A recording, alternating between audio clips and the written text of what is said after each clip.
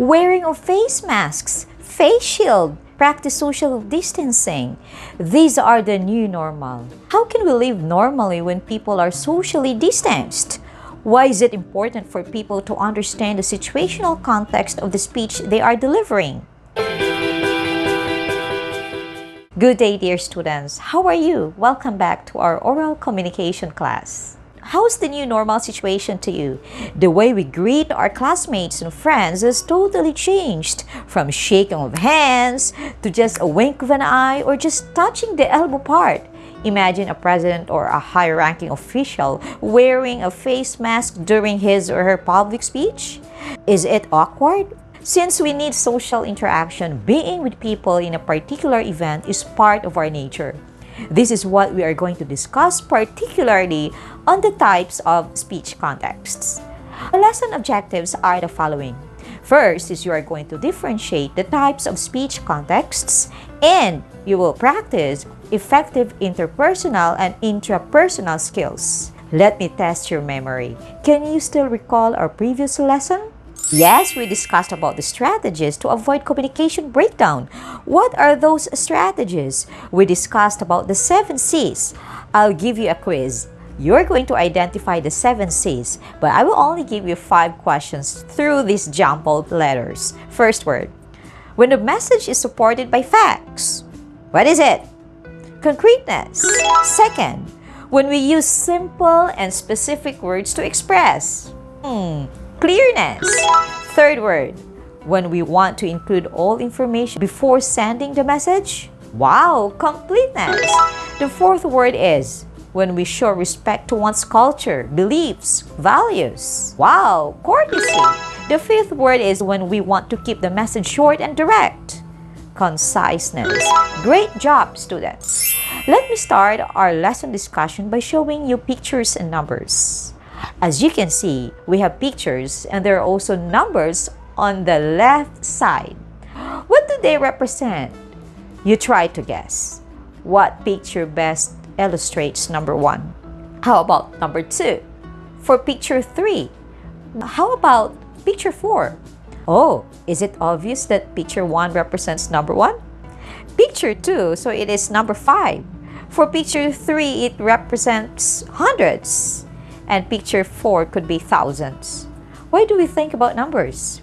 Because these numbers represent the number of people involved in the different types of speech contexts. How many do you think are the types of speech contexts? Oh, there are 4 major types. Let's discuss the first one, which is intrapersonal. This refers to communication that centers on one person where the speaker acts both as the sender and the receiver. Oh, is this possible? You yourself can be a sender and a receiver. Is this something new? This means that the message is made up of your thoughts and feelings. This is an internal dialogue with yourself. In other words, this is what you call self-talk. Why do you need to self-talk? If we understand intrapersonal communication, we can improve the quality of our lives.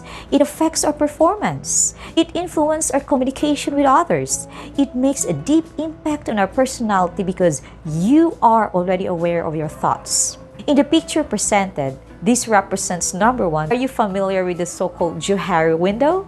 In this concept, it has only 4 sides. There is an open area, which you know and people know about you.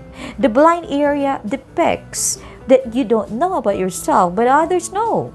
The hidden area are the things you know, but others don't know about yourself. And the unknown is you and the people don't know. Wow. You can read more about Johari window if you want to learn more about intrapersonal communication. What are the examples of interpersonal? Oh, many people do yoga, meditation, and when you keep on reflecting and analyzing, contemplating something or thinking about how to surprise your girlfriend's birthday or analyzing about how your teacher appreciated you for your impressive school output and many more.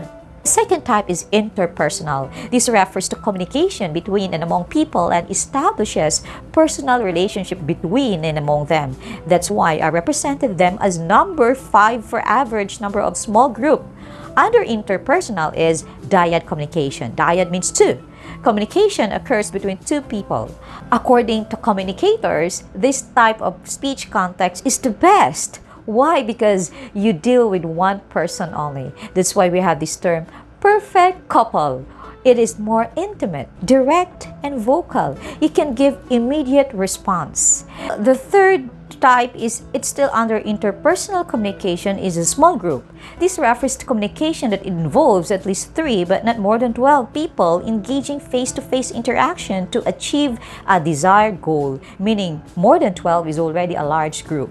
This type of speech context is common inside the classroom. Why is it important to be involved in small group? Because sharing your thoughts and ideas with your group members builds good communication, creativity, critical thinking, and you will value the ideas of others, and that means you are cooperative. The third type of speech context is public communication.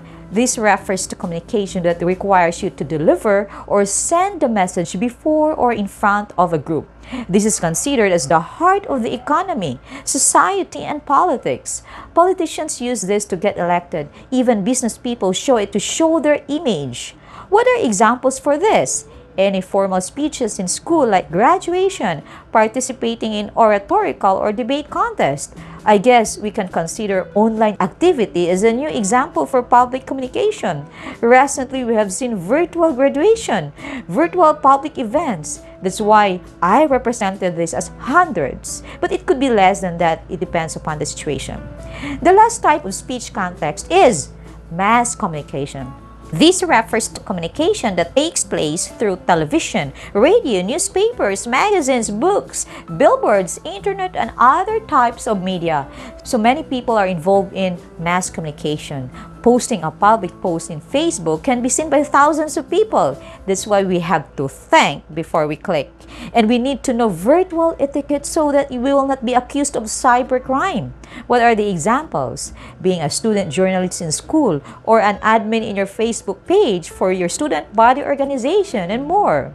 Did you get all the types of speech context? Let's recap. The first type is intrapersonal. The second is interpersonal, and under interpersonal is dyad and small group. The third is public communication, and the fourth is mass communication.